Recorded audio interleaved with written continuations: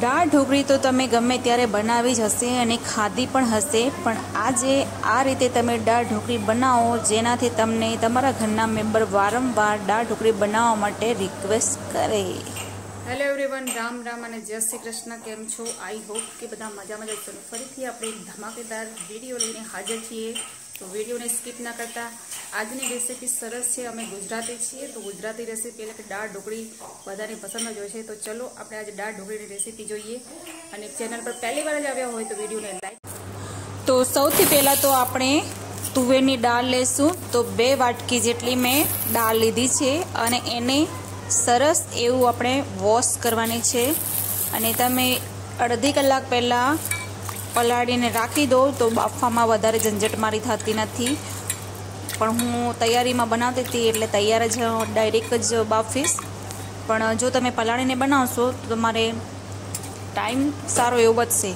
તો ગેસની ફ્લેમને ગરમ કરવા માટે આપણે પાણી રાખી દીધું છે અને હવે સરસ એવી આપણે 3 પાણીથી આપણે વોશ કરી લઈશું. અને વોશ કરીને આપણે આમાં એડ કરી દઈશું કુકરમાં. હવે આપણે આમાં એડ કરીશું સૌપ્રથમ તો ધાણા પાવડર, મીઠું, હળદર અને લાલ મરચું પાવડર. આ બધા મસાલા આપણે બાફતી વખતે જ એડ કરી દેવાના છે.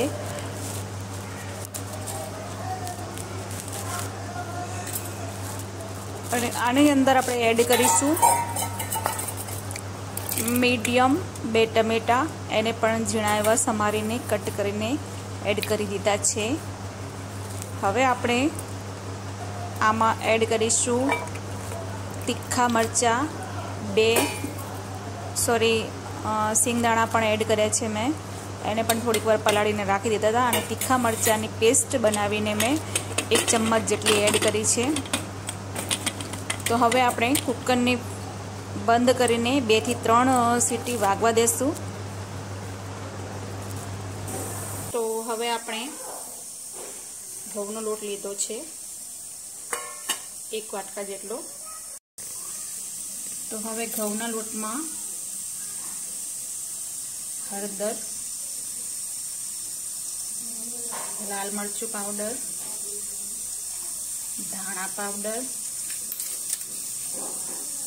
મીઠું,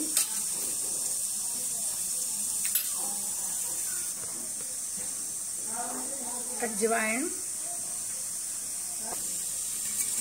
અને 1 ચમચ જેટલું તેલ.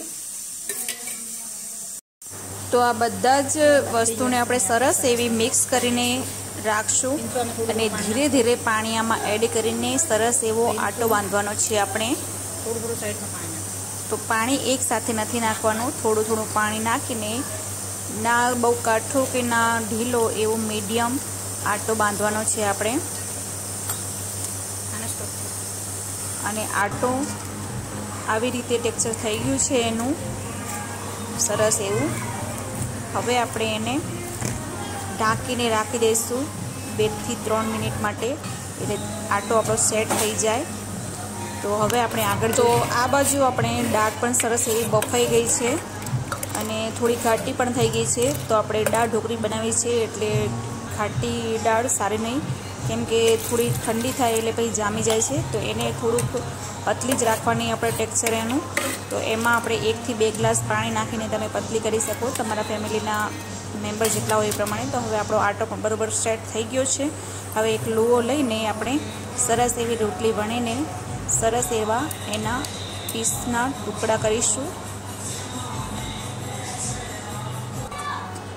આવી રીતે વણીને સરસ એવા ટુકડા ઢોકળીમાં એડ કરી દેવાના. બધી જ 2 થી 3 રોટલી મેં ટુકડા કરીને એડ કરી દીધા છે. તમે તમારા ફેમિલી મેમ્બર પ્રમાણે ઢોકળી એડ કરી શકો છો.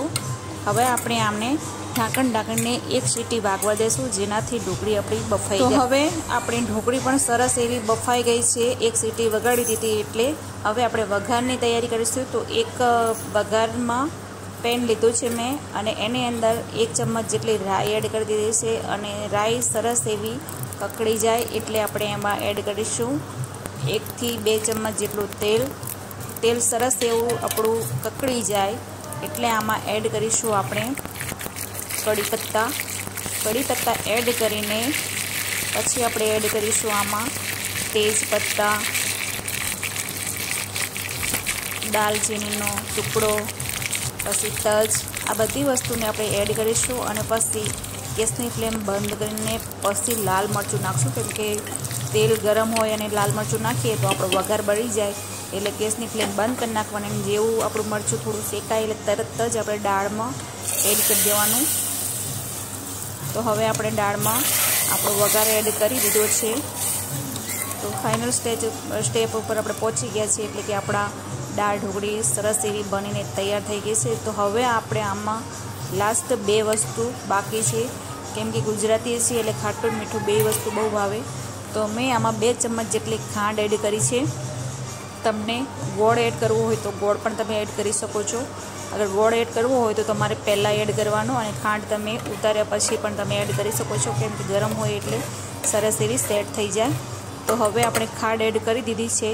તો આ તો થઈ ગયું મીઠું. તો હવે આપણે એને થોડી ખટાશ પણ એડ કરીશું. તો ખટાશ માટે 1 લીંબુ અને એનો રસ નીચોઈ અને આમાં એડ કરી દઈશું, જેનાથી દાળ ઢોકળી ખાટી મીઠી લાગે. હવે આપણે આમાં ધાણા એડ કરીને સર્વ કરીશું. તો કેવી લાગી મારી રેસીપી?